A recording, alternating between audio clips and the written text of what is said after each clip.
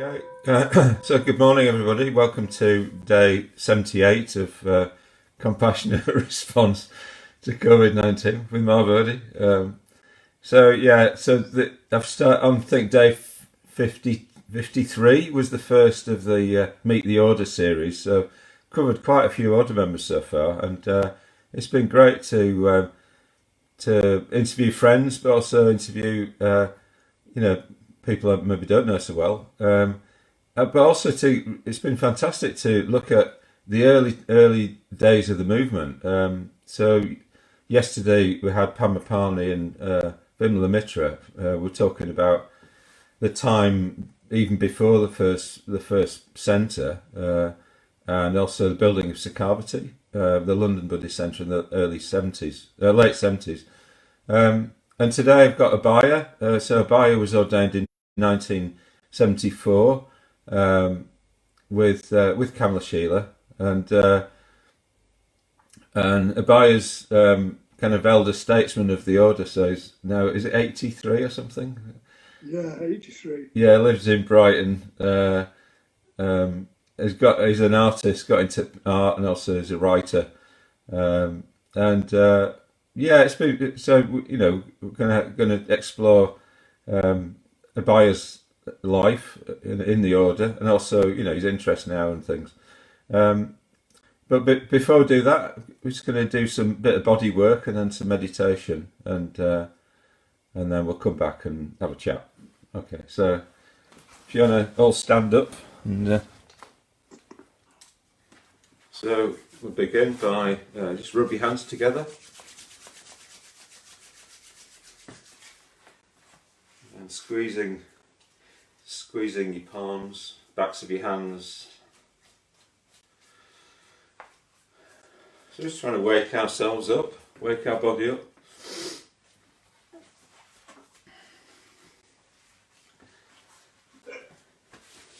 And just brushing down your arms.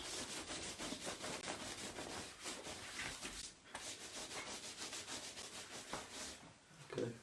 And then just drumming with your fingers on the top of your head. And being aware of contact of your feet with the ground.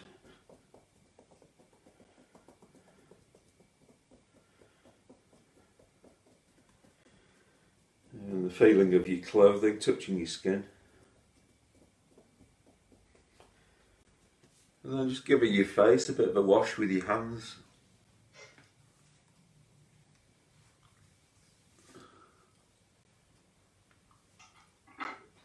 Just hold your palms of your hands over your face. Just feel comforted by that contact, that physical contact. Maybe just breathing into your palms and curving your spine over, so it's like you're a little bit in a kind of fetal position. Turning away from the world and becoming aware of yourself and how you are.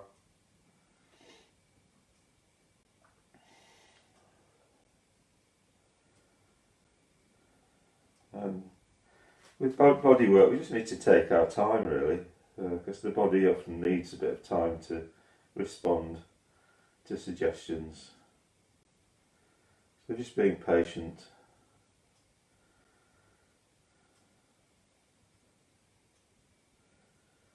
And allowing your mind to quieten down as you give your head to your hands.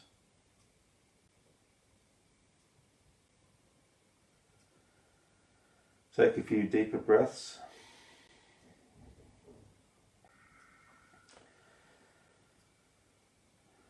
Try to make the out breath a little bit longer than the in breath.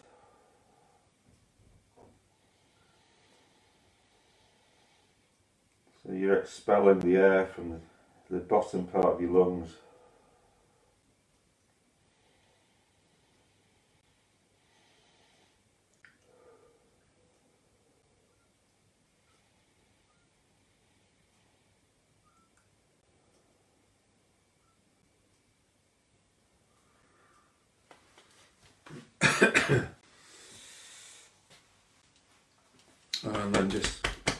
chest a bit of a massage.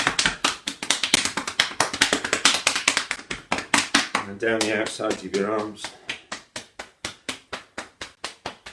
Onto the back of your hand. And it's quite good to make it a little bit painful there.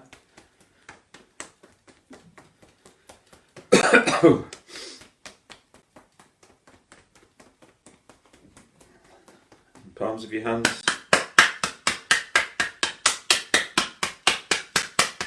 Up the inside. And then the other side. Backs of your hands.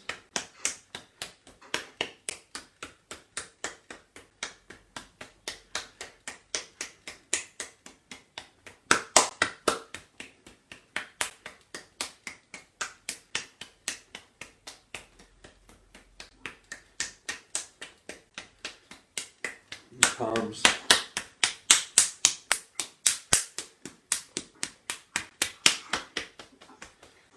Okay, and then just rotating on your stomach, your hands on your stomach.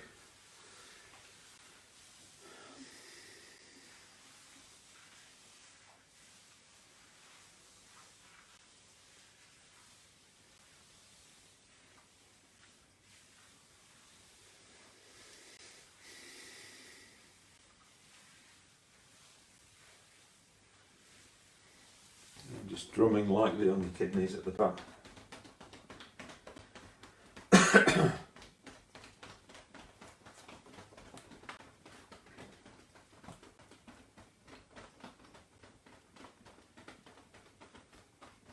And then more heavily on your buttocks and backs of your legs.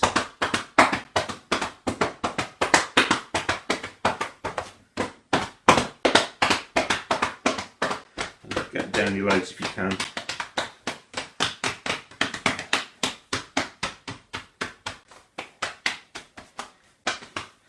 Shake everything out.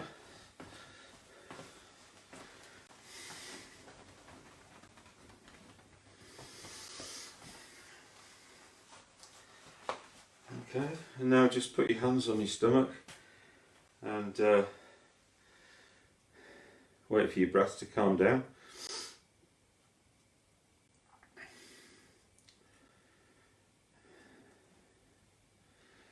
And then when you notice that you're breathing out, bending your knees,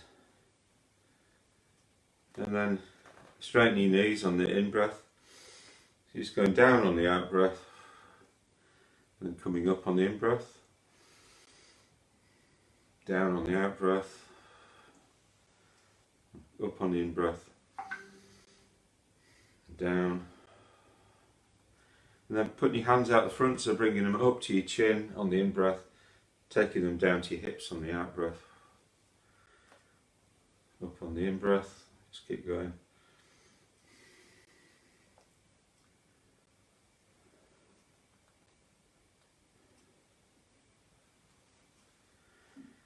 Don't worry too much about getting this right, just roughly right is alright.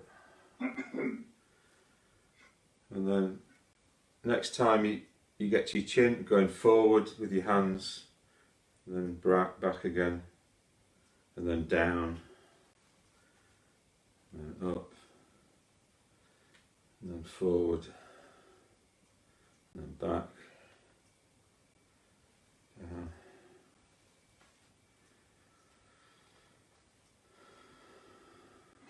And then out to the sides, and then back, and then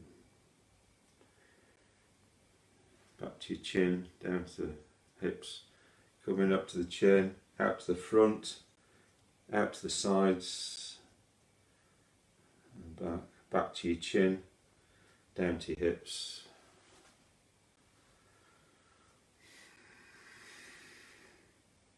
Out to the sides, back to the front, back to your chin, down to your hips. Last one, up to your chin, down, out to the front, out to the sides, back to the front, back to the chin, and then down. And then taking a seat for meditation. Okay, so wherever you're sitting, just getting used to the new position.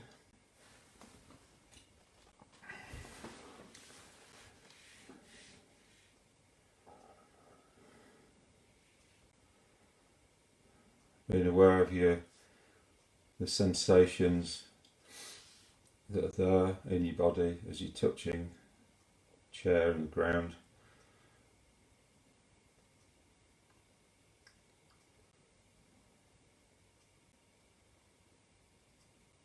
And just let your body just sit there, so it doesn't need any help from your mind to sit. It knows how to sit down.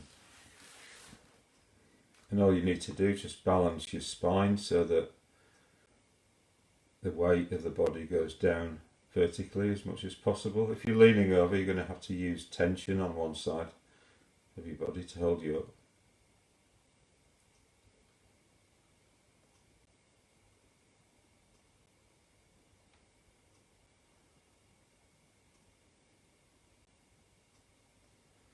So if the bones of the body are balanced, then the muscles of the body can feel confident that they can just let go.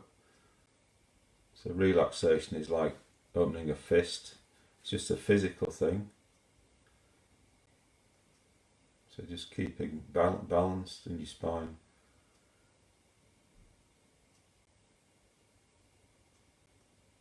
And letting go in the muscles of your body.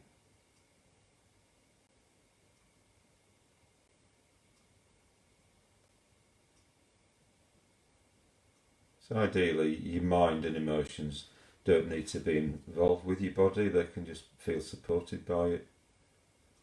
And they're then free to engage with the meditation.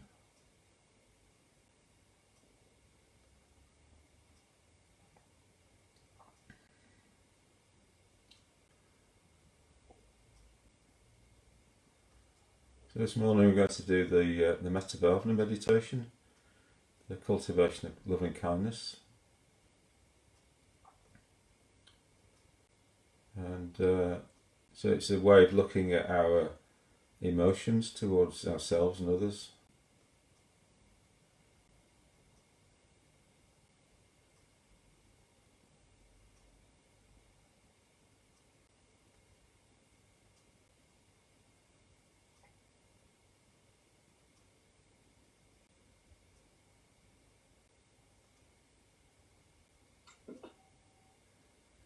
We're just going to do 3 stages: ourself, a friend, and the world in general.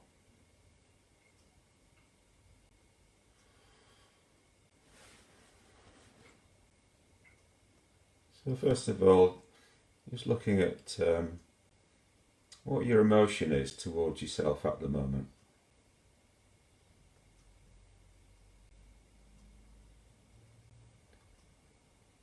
So an emotion is often to do with wanting. It's like, you might want a new car or computer or something, or we might want our own welfare, which is loving kindness.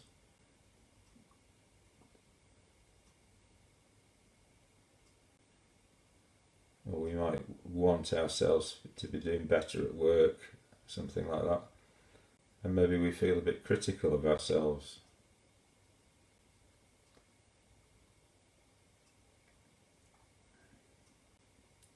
Maybe we want people to get out of our way, Or maybe we feel a bit impatient with ourselves. So our emotions often are conditioned by our views, our view about ourselves in this case.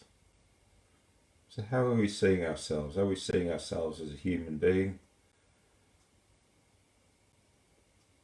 with everything that involves?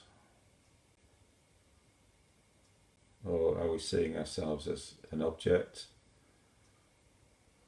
even an object in our own way?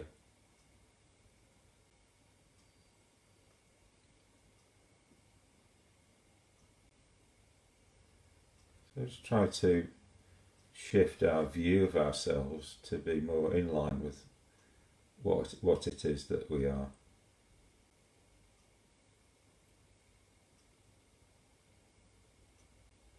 a sensitive human being who doesn't want to suffer.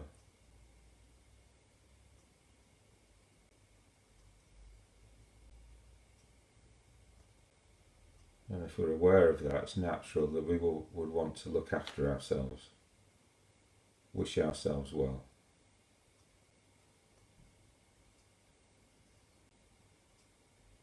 Take care of ourselves.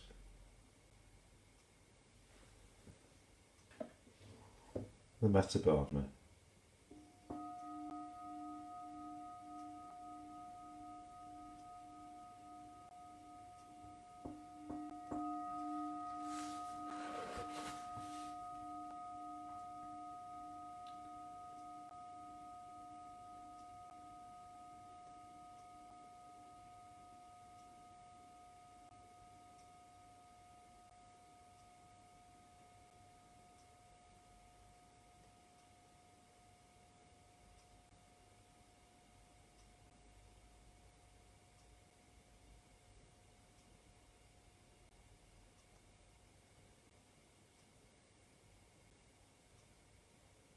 So keeping gently coming back to the point of the meditation, which is our working on our emotion towards ourselves.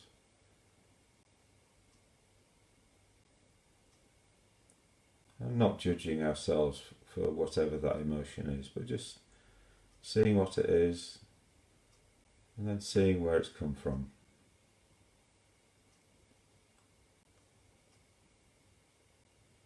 Working on our view about ourselves as a human being. May we be well.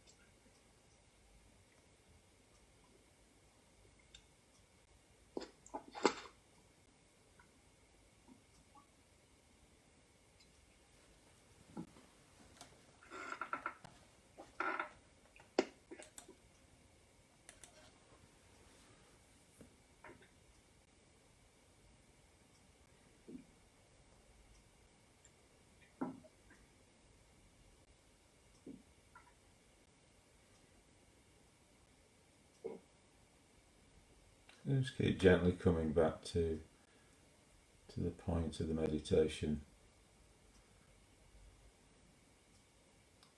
So we're not trying to punish ourselves for our views about ourselves.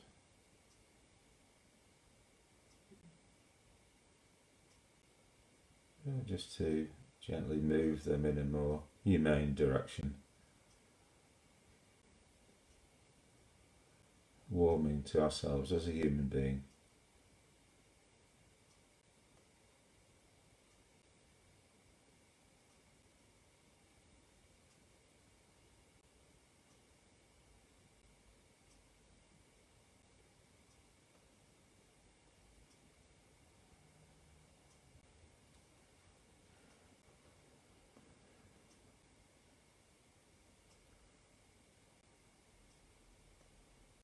And having sympathy for everything that's involved in that. All the ups and downs and difficulties and struggles.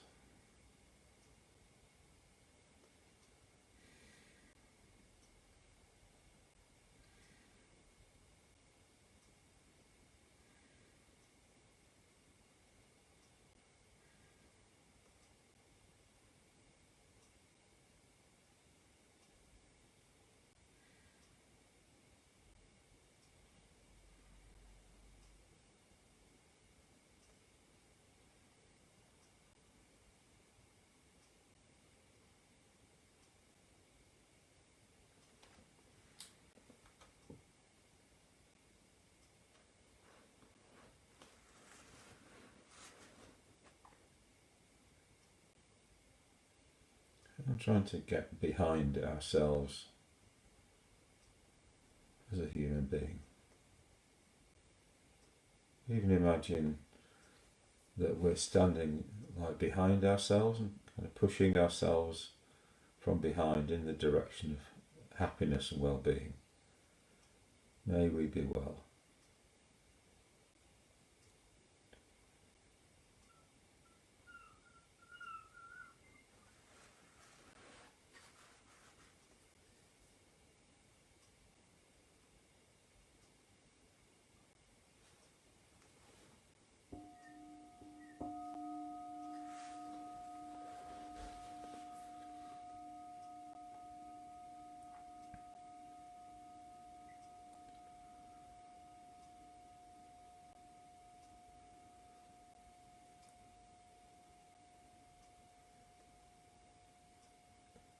So in the second stage, we bring to mind a good friend,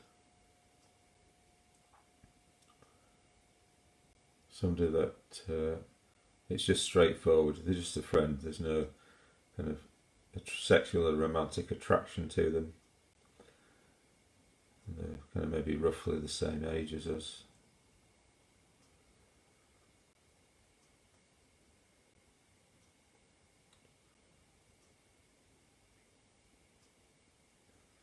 We just look at what our emotion is towards them at the moment.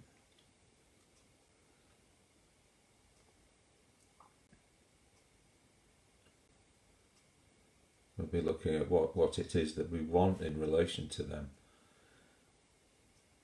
So if they're a friend, maybe we find them pleasurable to be around, and maybe they're useful to us as well. So sometimes our interest in our friend can be a bit self-interested.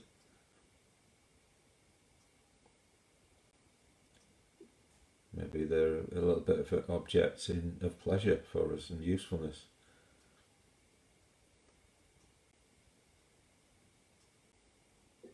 So just trying to shift our view of our friend to be asking the question, what are they really?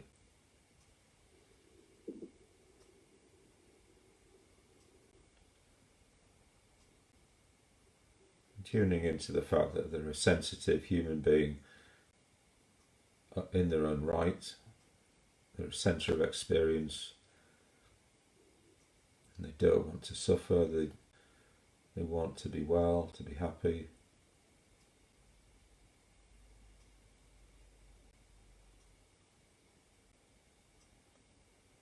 And just letting that view of them influence how we respond to them.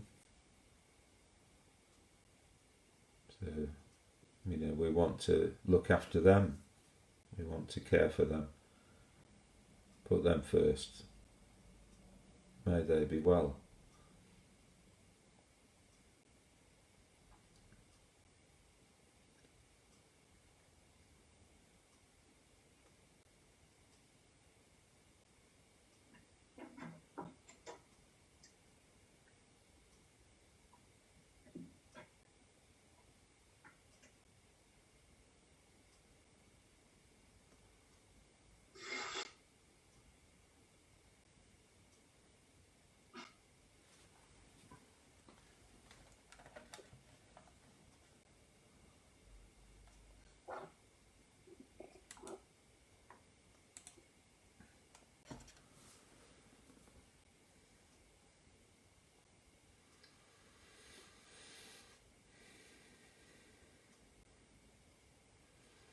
Just checking that you're still just letting your body just sit there,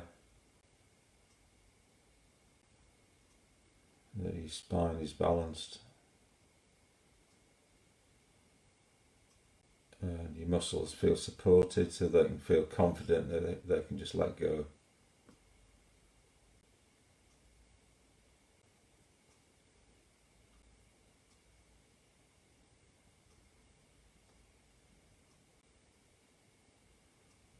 And coming back to your emotion towards your friend.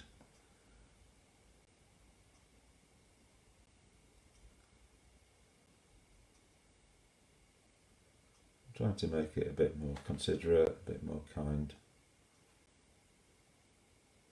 a bit more about them.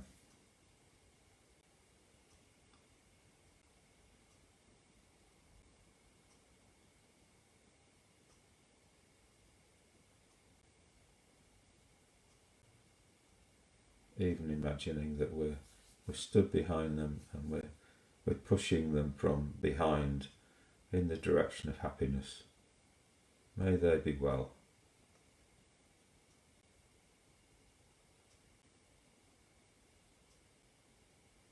It's like we really want that for them.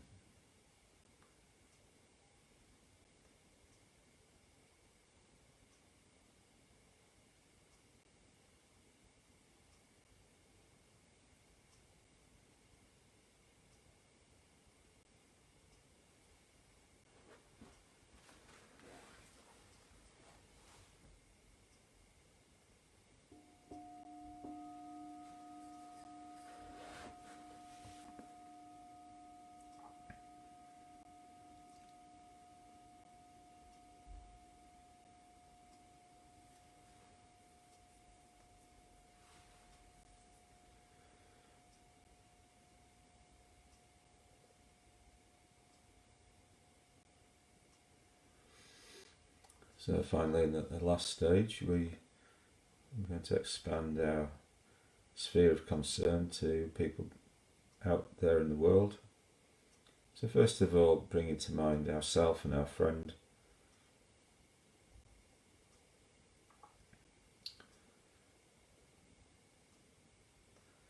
And trying to see how we're both the same, in the sense of, we're just sensitive human beings who don't want to suffer, who have all sorts of concerns about our lives.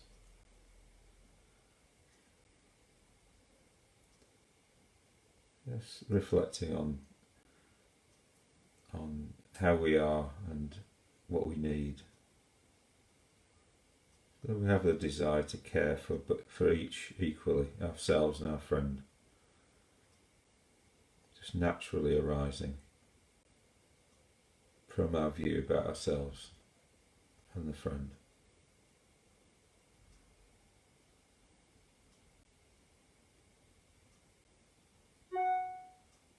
And then bringing to mind people around us in our house and in the houses around us.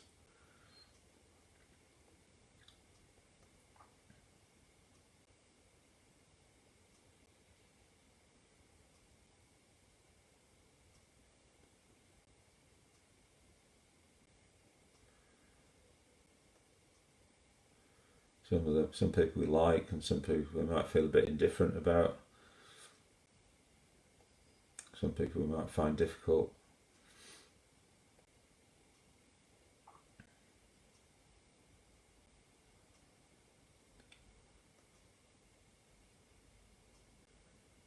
Just shifting our view of those people to be in line with reality, with what they are.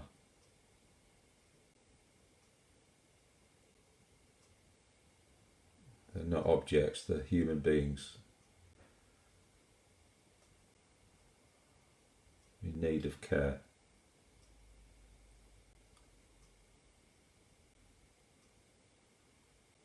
And then keep expanding outwards into your locality, your town, your city.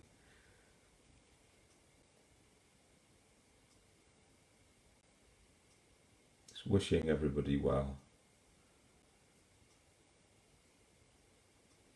Because this is what they desire.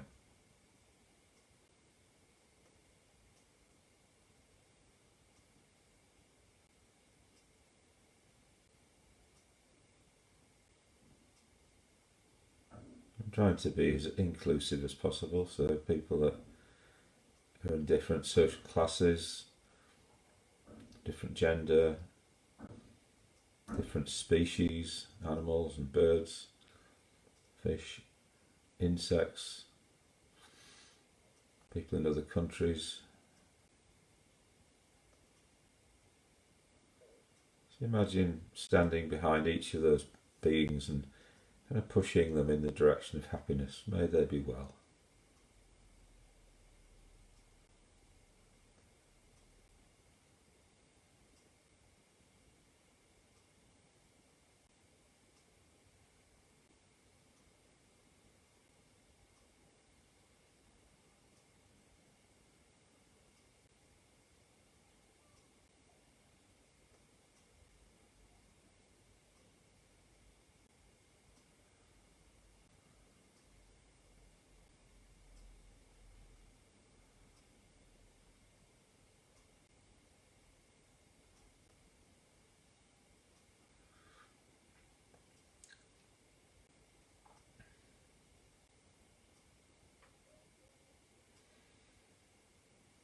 Meditation.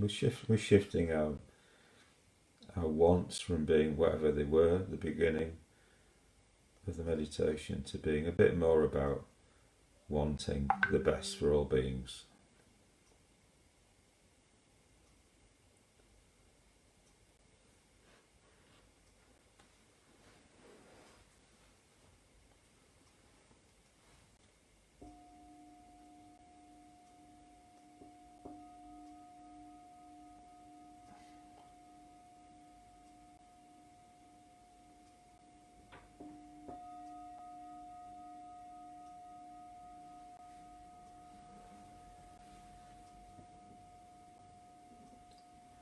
So just really taking your time to come out of that meditation.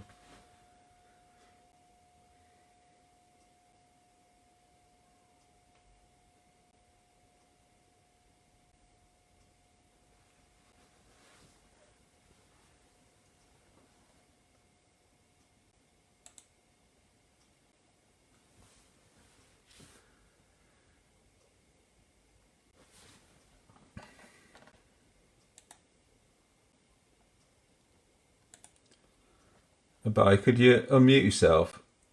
I muted you. Oh, you're there. Okay, right.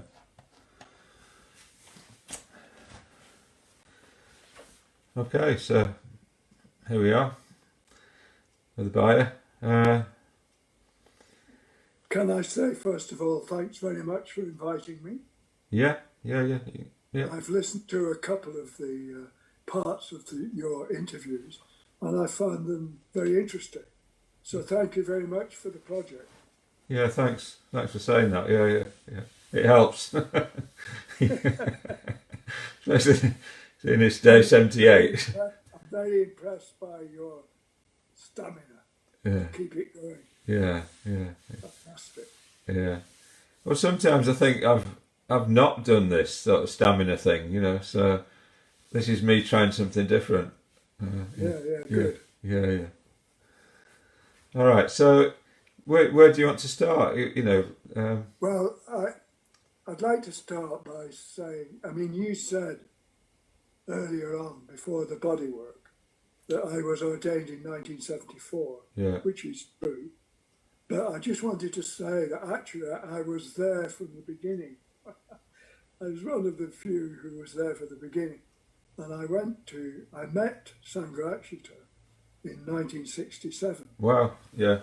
at the very first Friends of the Western Buddhist Order retreat in Surrey, in Hazelmere.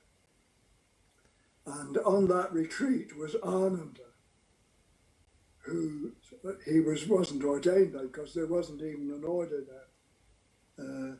The order came into existence the year after.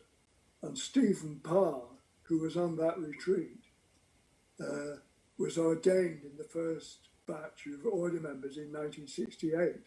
So Ananda and myself go right back to the very beginning, even though I wasn't ordained until 1974. Yeah. So I just wanted to mention Ananda, the Venerable Ananda, who just moved to Sheffield. And whether you're interested or not, it might be nice to talk to him. Oh yeah. Thanks for the tip. Yeah. Just thought I'd mention that. Yeah. So that was quite something to be there in, at the very beginning of the movement. The movement was started in April 1967. Yeah. And I met Bhante in August 1967, a few months after that. Yeah.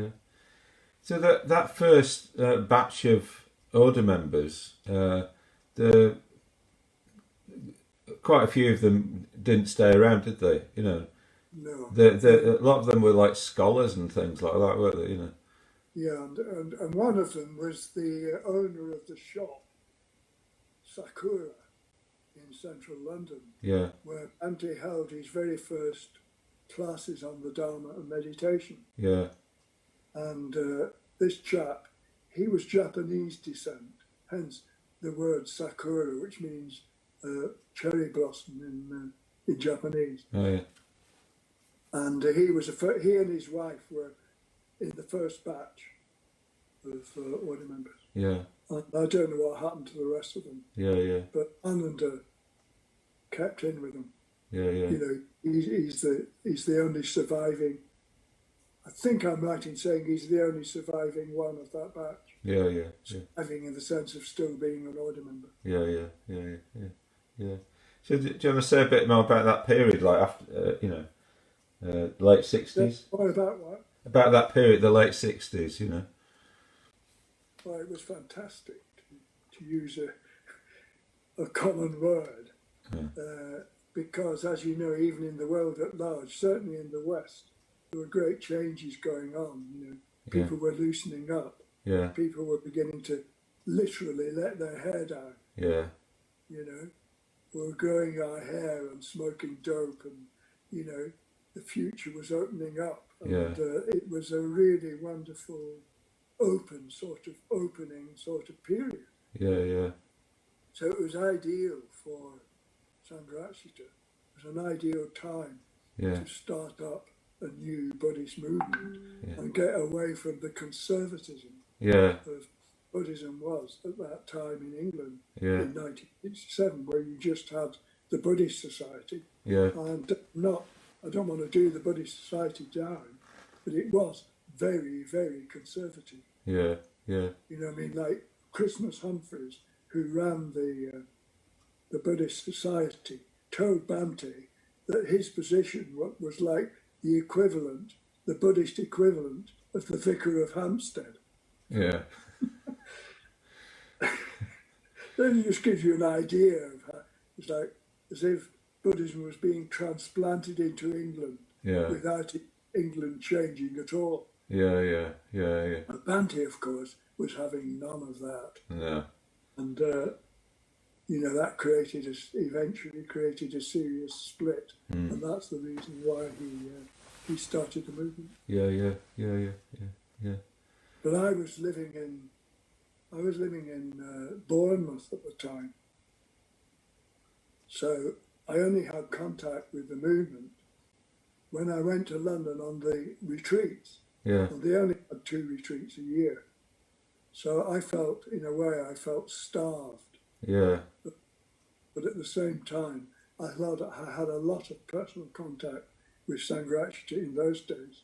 Yeah. I used to go down to London and maybe even spend the weekend at his flat. Yeah. And we'd have discussions and he'd talk about the Dharma. And that was, for me and for early order members, or early people involved in the movement, that was a great opportunity. That as the movement expanded, that became less and less possible. Yeah. Yeah. Yeah. Yeah. Yeah. So it was a very special period. Yeah. Yeah. Yeah. Yeah. Yeah. Yeah. Yeah. Well, at the beginning of, I remember the beginning of festivals and things, pop festivals, and Yes. the being slightly too young to go to see Bob Dylan at the Isle of Wight, 1970 and all that. Yeah. And there was that movement called the Divine Light. Oh yeah. Yeah. Maharaji.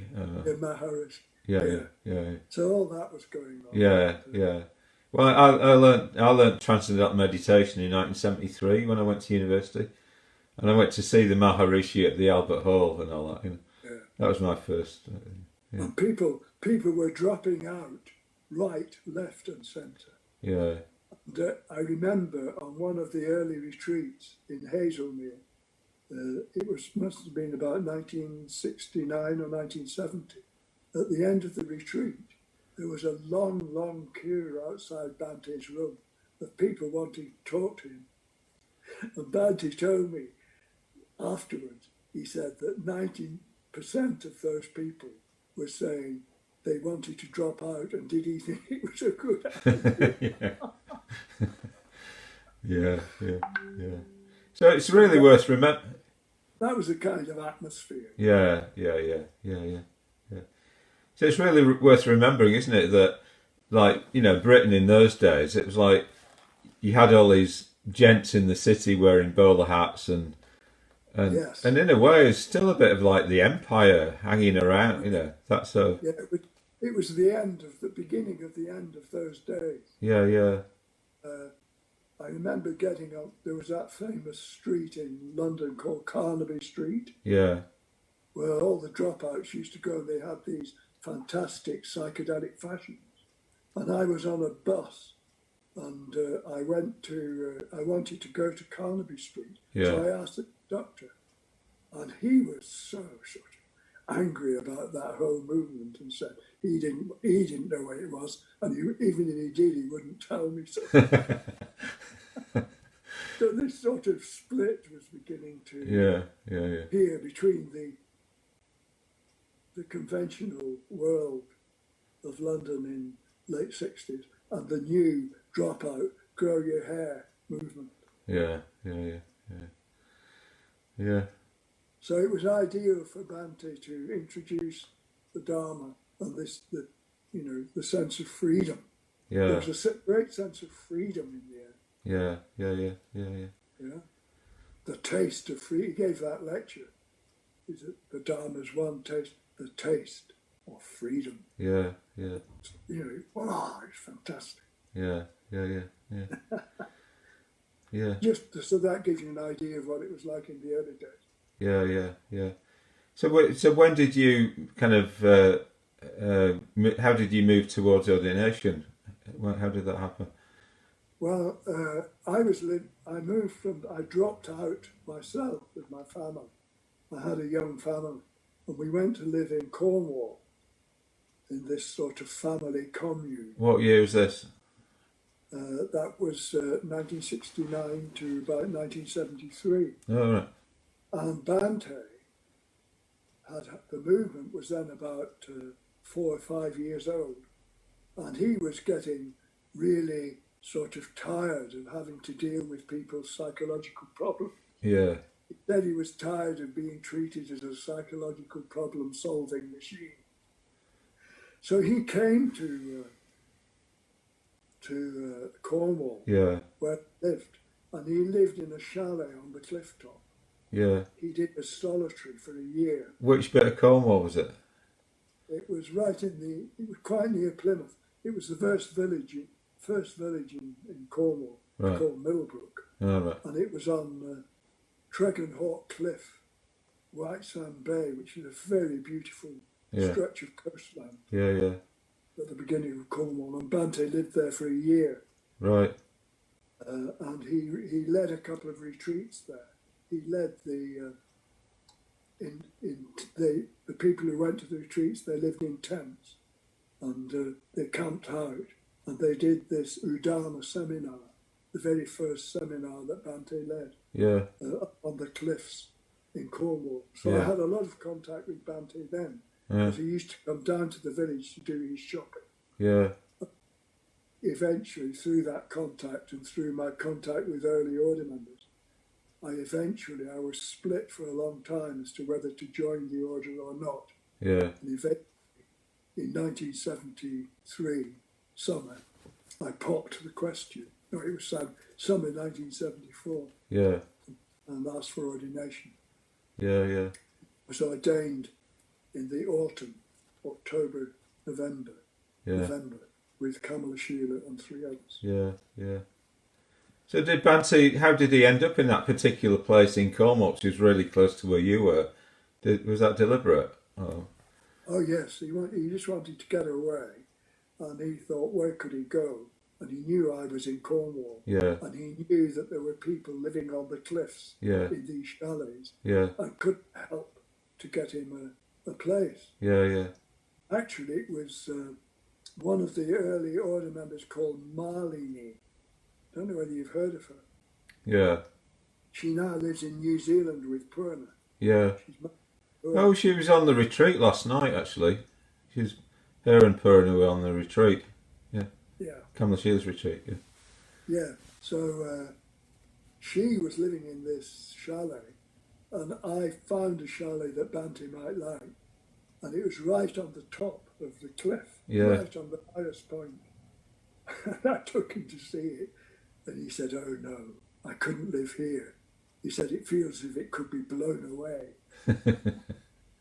So Marlene said that, told him that if he wanted, he could live in her chalet. She'd give up her chalet for him. Yeah. So he went down to see her, and he said, "Yes, I would like to do that." And she said, "When?" And he said, "Tomorrow,"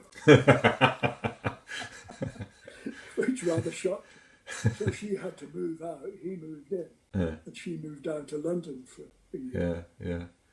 It's a lovely image that of like having a study seminar on a cliff top in Cornwall. Yeah, It's fantastic. Yeah. Yeah. yeah. I remember, driving back to London with the people on that retreat. I wasn't on the retreat. I wasn't an order member back then. Yeah. But I felt so envious that they were studying the Dharma up there. Yeah. I went back with them to London, and they lent me the text. They showed me the text they'd been studying. So I was all fired up Yeah. to learn more and more about the Dharma. Yeah. Yeah. Yeah. Yeah. Yeah. And I remember asking Bante, I said, "Do you have to be an order member to go on these study retreats?" And he said, "Not necessarily." But it was like, I felt I was, Yeah. I wanted to be part of the people, the group. Yeah. Yeah. Yeah. Yeah. So that sort of thing spurred me on to ask for ordination. Yeah. Yeah. Yeah. And then at the end of that period, did you move to London or something, or what happened? No, then Bante moved to Norfolk. I can't remember why he moved to Norfolk. I think he was looking for a property that he could start a community. Yeah. So moved to Norfolk. So I moved to Norfolk shortly afterwards with my family, and I lived in Norfolk. And that was before they discovered Pamaloka. Yeah. Yeah. Yeah. Pamaloka came onto the scene in 1976, in Surlingham. Yeah. And Bante bought this big house with the man who eventually became Vajra Kumara, Mark Dunlop. And Pamaloka was founded in that year, the summer of 1976. Yeah. Yeah. And I moved to Norwich with my family. which is only a few miles from Surlingham. Yeah, yeah, Well, I moved to Brundle. It's a village across the river from Surlingham. yeah, And yeah, I lived there with my family for a while. yeah, yeah, yeah, yeah, yeah. So what happened after that? Well, then things started cranking up movement-wise, and they discovered this. They discovered this old fire station in Bethnal Green, Yeah, and that was I 75, wasn't it? They started on that. Yeah, yeah, and by 1977 it was getting towards completion, and I was trained up as a carpenter, so I went to work in Sukhavati, as it was called, yeah, which was still very much like a building site. yeah, But I worked there in the final year yeah, and doing carpentry under Atula's guidance and working with Subhuti, and yeah, that's where I got to know Pamapani yeah, yeah, yeah, yeah, yeah, and several other people yeah, like yeah, Badger and many others. yeah, yeah, yeah. Did you work closely with Abhaya? No, sorry, Right? Abhaya. No, you're Abhaya. Yeah. Aliyah. Yes, I worked with Alia. Yeah. God, that was quite something. He had so much energy. Oh God, yeah, He used to work in the carpenter's workshop with him, and we used to have. I mean, we didn't set it up, but basically we're racing each other, see who could finish making a window first. We made all the windows. yeah, We made all the doors yeah, from scratch. yeah, And Ali and I used to, have these races, and he was far quicker than me. yeah, But yeah, it was really amazing that we made all the windows and all the doors. I went to the LBC about 4 years ago to do an art course. I stayed at the LBC, and I looked up the little street, as that just before you get to the fire station, the back of the fire station, and I saw a louvered window, a slotted window that I'd made in 1978, and it was still there yeah, in yeah, 2014, 15, yeah, whenever it was. yeah, It was really quite exciting. yeah. Well, I get that because when the Manchester Buddhist Centre was converted from a warehouse in '94 to '96, I did 9 months on that of plumbing, and I'd never done any plumbing in my life, and it hasn't leaked in 20 odd years. So it's a great source of pride, you know. And Yeah, a lot of us hadn't a clue what we were doing. no, And poor old Attila was trying to keep it all together. He did a fantastic job. yeah. Was he like the kind of the site manager in a way, or something like that? Or he was more than that. He was a master builder. He was a carpenter by trade, but he knew everything about building. Yeah, So he was supervising everyone. yeah, He was rushing around like, Abhaya, have you finished that window yet? Then he'd go to the bricklayers and the plasterers, and he'd have to explain to them what they were doing wrong. But miraculously, it all came together in those final months, yeah, the summer of 1978, the autumn of 1978. And on the day before it opened, we were up till 3 o'clock in the morning doing the last decorating and screwing the last handles on the doors. yeah, An amazing experience, actually. yeah, It was a very, very, in a way, beautiful experience of Sangha, yeah, working together to build this fantastic Buddhist centre. yeah, yeah, yeah, And I remember Chintamani finished that magnificent rupa, which is still sitting there at the LBC. And Bante said, what we should do is we should all write something to place inside this rupa. And I remember I had this little sort of turret room in the old fire station, and I pricked my finger. I drawing blood, and I had this sort of nib, and I dipped it into my blood. I got something like, but I go for refuge to the Buddha, I go for refuge to the Dharma, and I go for refuge to the Sangha. Or maybe I'm embroidering it. Maybe I just wrote Buddha, Dharma and Sangha because it was difficult to get enough blood. Yeah. I wrote it, and it was such an important thing to do. Yeah. I was very aware of that. Yeah. And I wrapped it up, and on the day, they opened this little door at the back of the stupa, and someone put in all our offerings. So inside, I've only just remembered this as I'm talking to you. Yeah. Inside that rupa is, among all those offerings, that what I did, Yeah. Yeah, it's reminding me of this, of all sorts of things similar that in all the walls of Padmaloka, behind the Padmaloka shrine room, behind the walls, there's all sorts of offerings in there. Yeah. It's the same in the Rupa and I think behind the walls in Manchester. I put a picture of Kamalashila in behind the wall on the top floor of the Buddhist Centre. And in the Earth Cafe, we've got a money wheel thing that rotates, and in there's all sorts of offerings and stuff. So it's ritual's really important, isn't it? Yeah.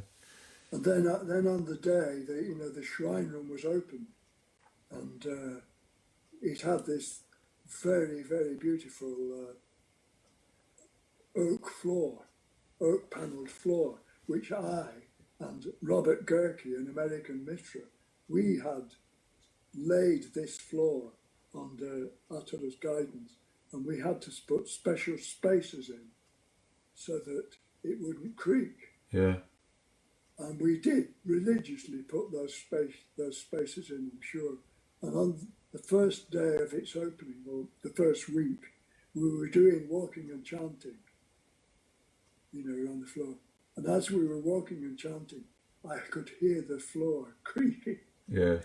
And I felt so bad about it. Yeah. And someone asked me, said, Abhaya, that floor is creaking. And I said, we put those spaces in. Yeah. Anyway, they must have made it right since, but Yeah. it's still there, that floor, Yeah. that original floor. Yeah. Well, we had the same problem in Manchester, creaking floor. Similar thing, I think. Anyway, details like that. Yeah. But they're all practical details, but they're all part of this working together to get this fantastic centre. Yeah. Working, centre and community. Yeah. And it was a really wonderful thing to be part of. Yeah. And it's still, as you know, the LBC is still going very strong. Yeah. So what did you do after that Sakavati? Well, I went to live at Padmaloka. Yeah. For about 2 years, and by that time the centre in Norwich was going quite well. I'd been in on the building of that centre as well. But anyway, they needed a mitra convener. So I became mitra convener in Norwich, although I was living in Padmaloka. And I wasn't all that happy at Padmaloka. I won't go into that. But anyway, eventually I moved to Norwich, and I became chairman of the Norwich Buddhist Centre in 1981. And I was chairman there for 5 years until 1986. So that was, I was part of that early sort of foundation of centres and early centres and attracting people to come, and teaching meditation at the centre. Yeah. And I remember teaching. Eventually, I got, as it were, burnt out. You probably know what I'm talking about. And I remember this because you did the Metta Bhavana. Yeah. Before we started. And after several years of teaching Metta Bhavana, I became sort of dry. Yeah. Anyway, I was teaching the Metta Bhavana one evening at the Norwich Buddhist Centre, and I was doing it in the old traditional way in 5 stages. And at the beginning of the 5th stage, as you intimated, you sort of spread out. And we used to do it geographically. And I used to say, like, we used to say, all the people in England, pause, all the people in France, everybody in Europe. And then everybody, and when I got to this point, I said, everybody in Russia. And this voice piped up from the back, bloody Russians.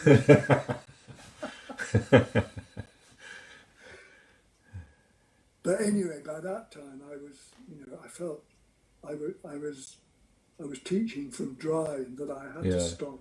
Yeah. So I did, and I moved on. Yeah. And Yeah. life developed in different ways from there. Yeah. But it was a very good experience working in the early movement in that way. Yeah. So there's something about kind of doing stuff and then kind of out of, in a way, it's like out of idealism, and then getting stretched out and strung out and overextended and all that. It seems to happen to lots of people, doesn't it? Yeah, Bandy used to say in the early chairman's meetings, there were only about 8 of us. Yeah. The chairman's meeting in those days, there were 8 of us. Kamal Sheila was one of them. Suvajra was one.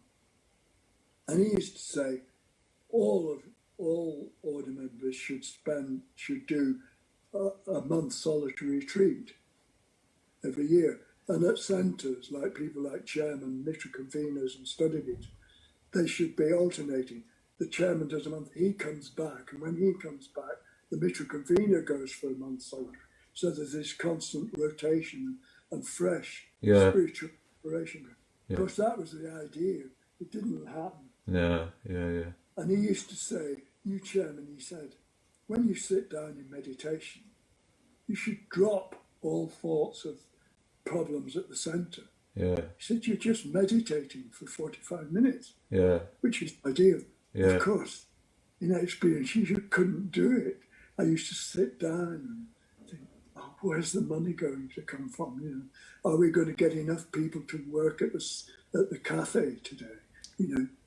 So all that sort of thing. You weren't really meditating properly. So that actually, as it were, helped to make you become dry and lacking in inspiration. Yeah. So do you think Banti established that for himself from the very early times, from the 50s and stuff onwards, that he would definitely keep part of himself away to... Well, he used to have the mornings off, didn't he, and do writing and stuff like that, so... Well, he used to say to us, I decide when to think about something. Yeah. So if there's a problem to do with, let's say there's a problem to do with the Padmaloka community where he's living, that's just one aspect of maybe 100 things he's attending to. Yeah. But he decides he's not going to think about this problem of the Padmaloka community until maybe Tuesday morning. Yeah. He's got the space.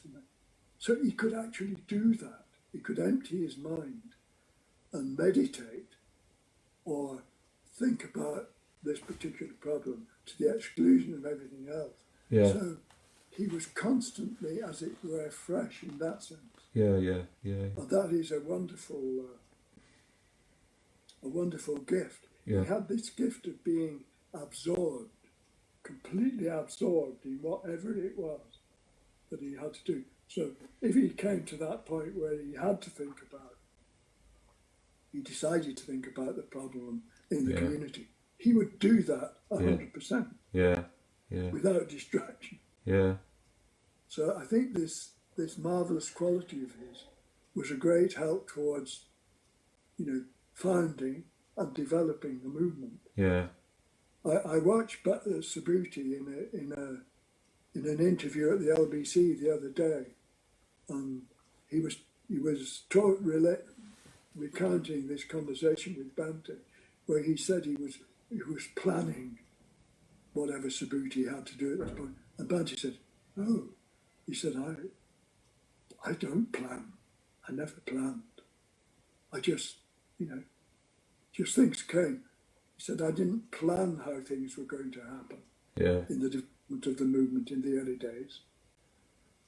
Just things happened, and then he took it from there," which again is an illustration of this marvelous quality of being absolutely centered, and then from that center, rich center as it were, being able to do something positive and creative with the situation. It amazes me that he could do that, because I could never do that. I remember thinking of Amoga Vanksa in Sheffield. I remember I see him as a bit like Banty, similar sort of thing, So Sheffield's now got, I think, about 40 odd order members there. But I remember visiting on an order weekend where there was Amoga Vanksa and Sue Siddy and one other person living in this house in Cruxmore Road, and it was, they hadn't even rented. In a way, they're just renting rooms at that point, But Amoga Vanksa, from what Verdania and Atra, is it Atra? So they were charmed by Amoga Vanksa with the way that he offered them scones and and tea. He charmed them, and they became his right hand men. One being the business guy and the other one being the Dharma teacher. And from there onwards, it's it just all grew. But he didn't waste his energy there. He wasn't and it's very impressive quality. Yeah. So it's. Yeah, and I remember somebody, I think it was Vajramudita, who's a real business person in Manchester, saying you should only, as a business person, you should touch your piece of paper once, So say that again. You should touch a piece of paper once, so you deal with something once, not, it's a bit like what you're saying about Banty and planning, not planning. You just deal with it at that in a very sort of organised sort of way. Yeah. So I think we've touched on an important spiritual quality there. Yeah. We get too tied up in the prapancha. The term. I'm sitting there in Norwich meditating, thinking about the problems at the cafe that we're running, rather than meditating. If I meditated, and did the meditation properly, then when it comes to the cafe problem, I'd have more of a creative input into it. It's very easy to say that now in my armchair, but I think there's truth in it. Yeah. So it takes courage to do what you were telling me Amoga Vanksa was doing. He maybe not think of it in terms of courage. Maybe he did it quite spontaneously. So it's a certain sort of letting go that you've got to become good at. Yeah. And you let go of all sorts of extraneous stuff, and you keep hold of what's really important. Yes. Yeah. Which is like people kind of thing in a way. Yeah. I like the way you said people. Yeah. All right. So where are we now? So you No, we're mid-70s. Mid-70s. Yeah. We're mid-80s. Sorry, we're mid-80s. Yeah. We're late 80s. Yeah. I've left the Norwich Buddhist Centre. I'm still living in Norwich, and I'm writing a book. Right. And I'm feeling so relieved at not having to run a centre and do classes every night. I'm sort of enjoying that. Yeah. Writing this book, it's a biography of my life from birth to meeting Banty in 1967. And I completed that book more or less then. Yeah. So was that like a conscious time? You know, I'm just what we you were thinking about getting away from the being chairman and all that. But how did Yeah. you sort of support yourself? Well, there was something called there was some government scheme, Was it enterprise allowance schemes? No. enterprise allowance scheme. So I joined the enterprise allowance scheme, getting my weekly stipend from the government, Yeah. and I was my £40 a week. I seem to I remember. was whether it was I was a writer and a teacher of English as a foreign language combined. I was trained as a teacher of English as foreign language. So I got that training from way back in the 60s. Yeah. So I had that skill, and I also was writing. So they allowed me to be on this enterprise allowance scheme as a writer and as a combined as an English teacher. Yeah. And I got these English teaching jobs at a language school in Norwich, and it was mainly Arabs. And I hadn't done any language teaching for years and years, but they accepted me, and I got quite good money. So you could keep that money. The enterprise allowance scheme allowed you; it gave you the basic stipend, Yeah. but allowed you to keep the money. Yeah. So got back into English teaching. English is a foreign language, Yeah. and eventually I went to Japan for 4 years, Well. teaching English as a foreign language. That's a long story of why I did that, so I won't go into that. But I did. I felt I needed to get away from the movement completely. You know, earlier I was talking about I needed to get away from the Norwich Buddhist Centre. But by 1990, I was feeling I needed to get away from the whole movement. And it was a sort of midlife crisis in a way. Right. A late midlife crisis, where you've got to sort of take stock and you look back on your life. And, you know, I've been involved in the movement for so many years and what I had achieved and all that sort of thing. So in order to do that, I left the whole scene, even geographically, and I went to Japan for 4 years, where I was no one. I wasn't Mitra convener, I wasn't a chairman, I wasn't a study leader. Yeah. There was no one looking up to me. I was not telling anyone what to do. In fact, I had to be told what to do. There was the head of the school in Japan, in Tokyo, was telling me what to do. I found it very difficult because suddenly I was no one. It was a very interesting and useful spiritual experience because it showed me how much I'd become attached to being someone in the movement in orders. Yeah. So, I mean, you currently kind of do quite a bit of art, you know. So, and I know that that's really important to you. So that do you think you have that as quite a strong side to you that you want to just withdraw and just do your own thing and not be, It just seems to be a pattern in my life. I don't know why. Yeah. It's logical or some kind of conditioning where I get really involved and then I have to pull out. I have to pull out because I really have. I just have to reassess. It just seems to be a pattern in my life. Yeah. But anyway, I'm glad you asked that question because it brings us to the art. Yeah. And by 2007, I was. Are you okay? Yeah. Fine. Good.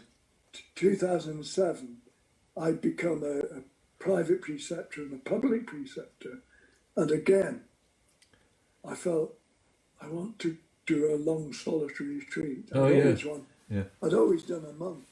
I wanted to do 3 months, which is not. It's not a lifetime, 3 months, but it's a good chunk of time. So I went to Sudarshana in New Zealand and did this solitary retreat. And that was another turning point in my life. And that's where I got into doing art. Yeah. I'll just show you how it started Yeah. now. I'm going to have to put my granddad chair down because I'm resting my legs on this granddad chair. And I'm going to show you. I went to Sudashina. Beauty. Have you been there? No, I've seen pictures of it. Fantastic Oh, it's looking. beautiful, Yeah. beautiful place. And I had this Salisbury cabin, the Chetral Sangye Dorje cabin. And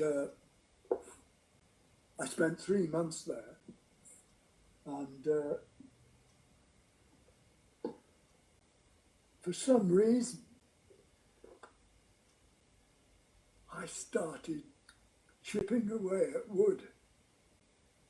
I wouldn't say wood carving, that would be too grand a term. It was more like whittling.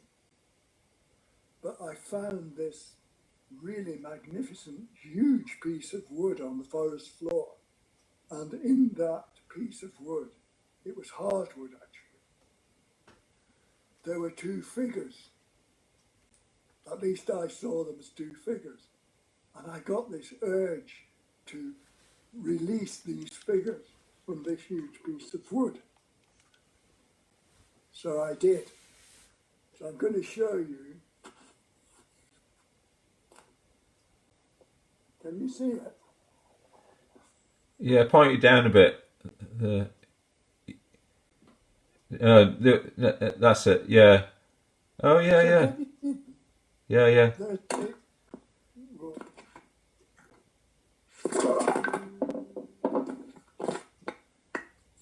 sorry. All right, so I'll put the. Can you see them? Yeah, yeah, yeah. See what So you mean? there's a female figure Yeah. and a sort of monster. I call it Beauty and the Beast. Right. So I extracted them and put them on a stand in the relationship in which I first saw them. Yeah. And I'm quite pleased with that. Yeah, yeah, yeah. So that's how it all started. And then, sorry, I'm getting a bit. Then on the wall, are you with me? Yeah. On the wall of this hut was a drawing by Ratna Bodhi, who is an order member somewhere in, I think in Croydon. Yeah. And he's a brilliant artist. And he'd done this drawing, fantastic drawing of Dujam, of what's his name? Chetral Sangye Dorje, who died at the age of 102 about 4 years ago. Yeah. One of Bhante's main teachers. Yeah. I did a copy of this drawing, and in order to do it reasonably well, I turned it upside down. Can you see it? Yeah, yeah. It's on its side at the moment. So Eh? it's on its side. That's better. Yeah, yeah. Yeah. Point it down a bit. That's it. Yeah, that's it. Yeah, yeah, yeah. Not bad, eh? Yeah, yeah, yeah, yeah. So that was my first little drawing. So I thought, I was on this solitary retreat, intending to do lots of meditation, and I ended up doing quite a lot of whittling and quite a lot of artwork. And I remember thinking, this voice coming to me, saying, shouldn't you be meditating? And I thought, yeah, maybe that was my plan, but I'm not going to. I'm just going to continue with this artwork. Yeah, yeah. And I really got into it. So there was something happening. And the only way I can put it is, yeah, I enjoy doing the artwork and I enjoy getting better at it. Yeah. But the main thing is, it's enabled me to objectify something in myself, Yeah. which has been, as it were, hidden. Yeah. Yeah. And there's something that writing never did for me for some reason. Yeah. Yeah. Yeah. So anyway, I continued and then eventually got to know Dharma Mati, who lived in Moseley. He was Bhante's secretary. Yeah. And he was very much into art. He moved to Brighton because of the presence of lots of artists there, not lots, but some. Yeah. So I eventually followed because I wanted to be part of this artist scene. Yeah. Like there was Vajrananda, Padmapani, Dharmamati, and Yeah. others. Yeah. So I really got into it in that way. And that's how Dharmamati, Padmapani and I, formed this early chapter with Vajrananda. Yeah. And we're still meeting after several years. We still get together every Sunday or Monday and have a chapter meeting. There are only three of us, but Padmapani rings me and says, "Is there a chapter meeting today?" Yeah, we have a chapter meeting. So it's really nice. And we've kept in touch and we show each other our artwork and that one. Yeah. I'll just show you one more painting just to give you the idea of what I'm doing. I like doing heads and faces. So this is a portrait I did. Oh yeah. See it? Yeah.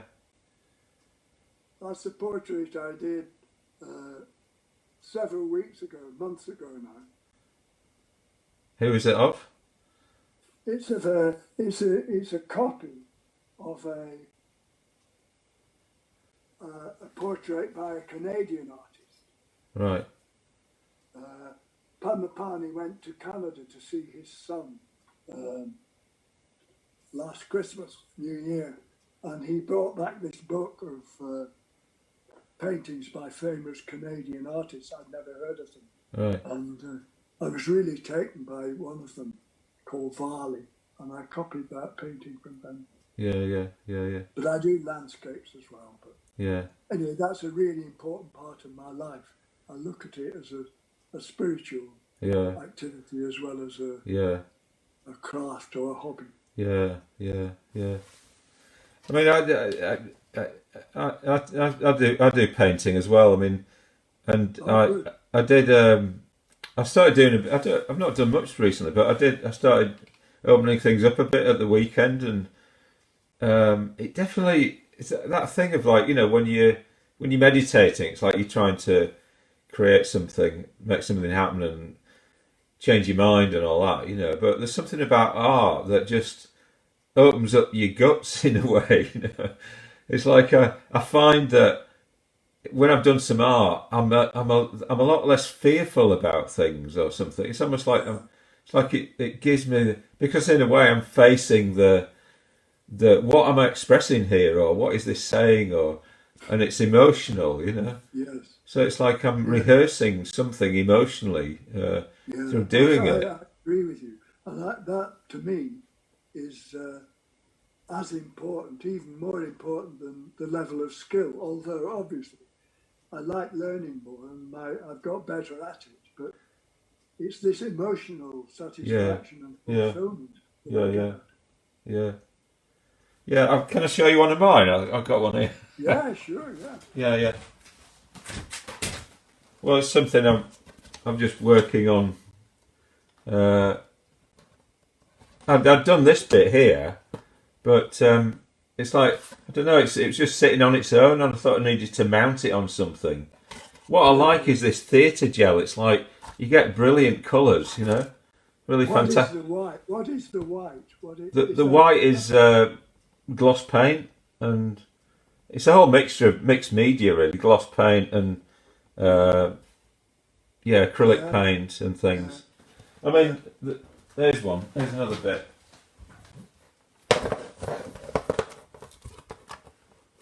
So that's, and you get like kind of happy accidents. I'll just show them. Yes. And they're really nice colours. I like the yellow and orange. Yeah. And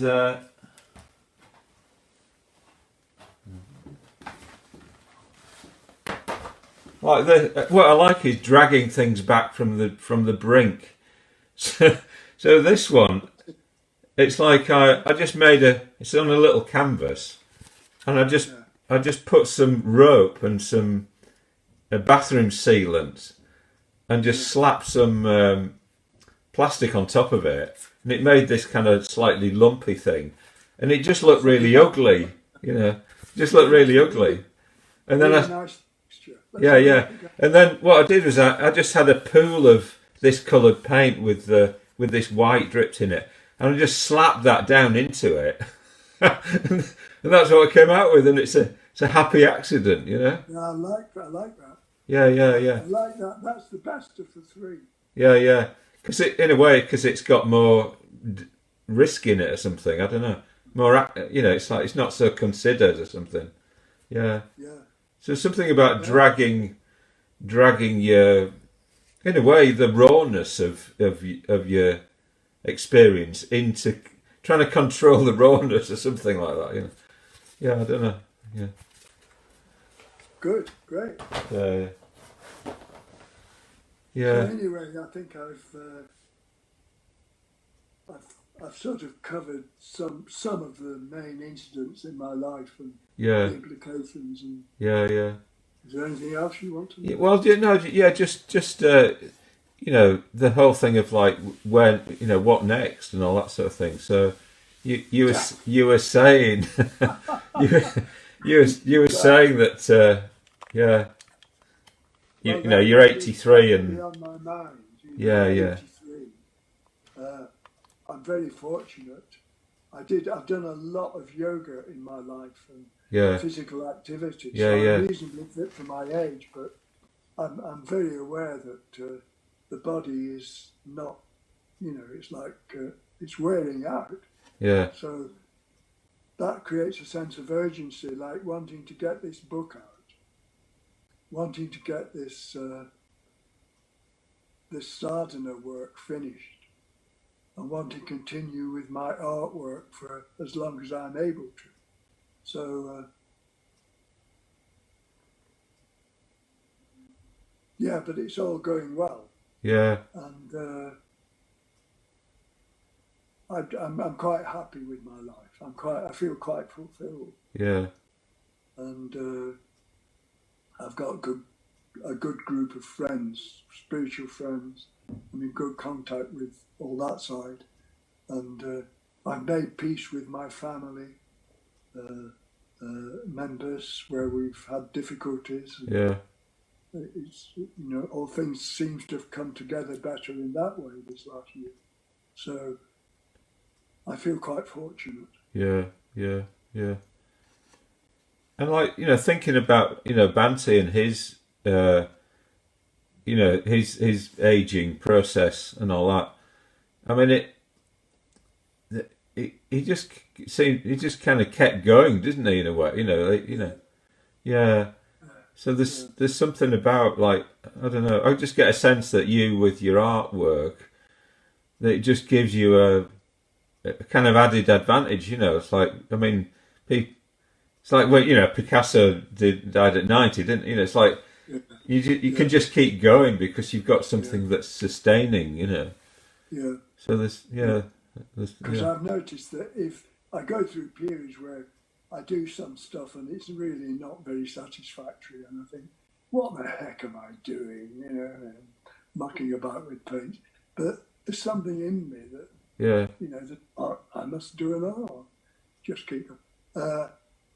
There has to be more.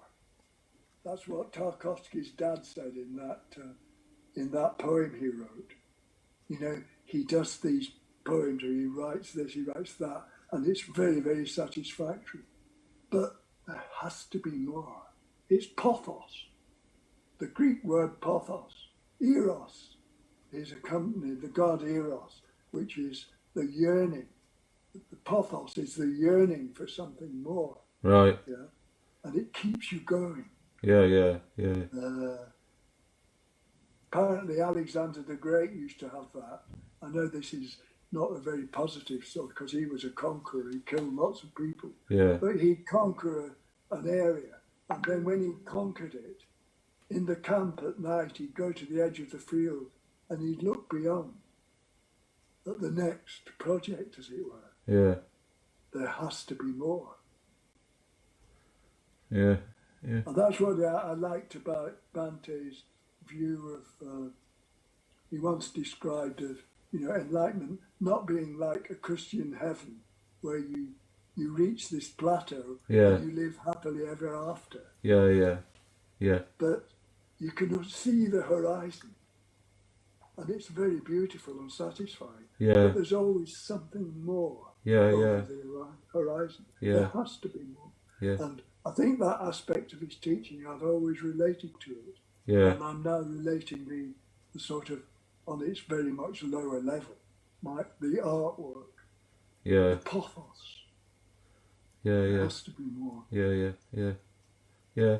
There's something about bringing things into being, isn't it? You know, we Yes. keep bringing things into being, and Always then they become- decay. You know, things decay, don't they? So, Yeah. and what you can tend to do is, why should I bother bringing things into being? They're going to decay, you know.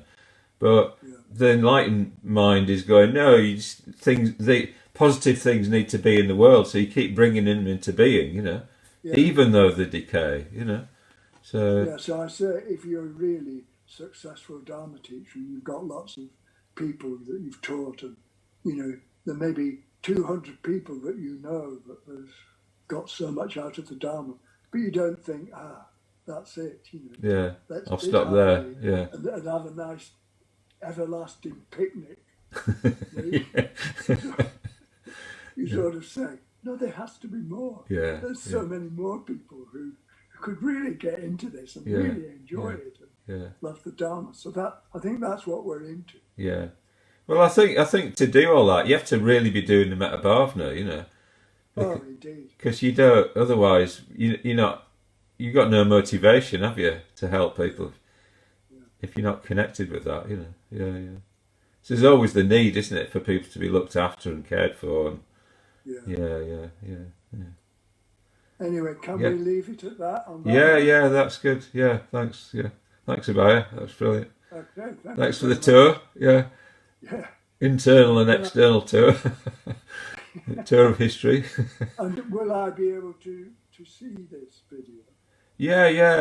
It's on Facebook. I'll send you the link. Yeah. So Will Yeah. you do that later today? I will. Yeah. Well, I'll do it now. You know. Yeah. Okay then. All right. Thanks very much. It's been great talking to you. Yeah. And keep up the brilliant work. Yeah. You're doing a great job. Yeah. And it'll be on YouTube as well, so you'll be able to see it. You know. Okay. Yeah. Good. Good luck with the book. Yeah. Thanks. Yeah. All right. Bye. See ya. Bye. Bye.